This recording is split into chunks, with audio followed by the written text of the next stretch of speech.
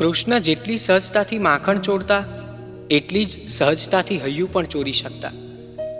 તોય કોઈએ એના હૈયા ચોરવાની બાબતે ચોરીનો આરોપ નથી મૂક્યો. કારણ કૃષ્ણ કોઈકનું હૈયું ચોરે એ ઘટના જ આનંદને અતિક્રમે એવી છે. અને આમે કૃષ્ણ પોતાનું હૈયું પણ એની પાસે ક્યાં રાખતા હતા. ગોવર્ધનને ટચલી આંગળીએ ધારણ કરનારા કૃષ્ણ વાંસળીનો ભાર 2 હાથથી ઉચકે છે. વાંસળી વાગતાની સાથે ઘેલી થયેલી રાધા એના અસ્તિત્વને પણ ભૂલી જતી. કૃષ્ણ હાર્યા એના કરતાં રાધા જીતી એ ઘણું મહત્વનું છે. આ કૃષ્ણનું વ્યક્તિત્વ જેવું છે. કૃષ્ણને 5000 વર્ષ પછી પણ કાનુડો કહેનારા ઘણા છે. આટલા વર્ષોથી પાનનું બીડું ખાનારા કૃષ્ણના દાંત હજુય નથી બગડ્યા. આવો ઘોડિયામાં સૂતેલા નંદલાલને વહાલ કરીએ.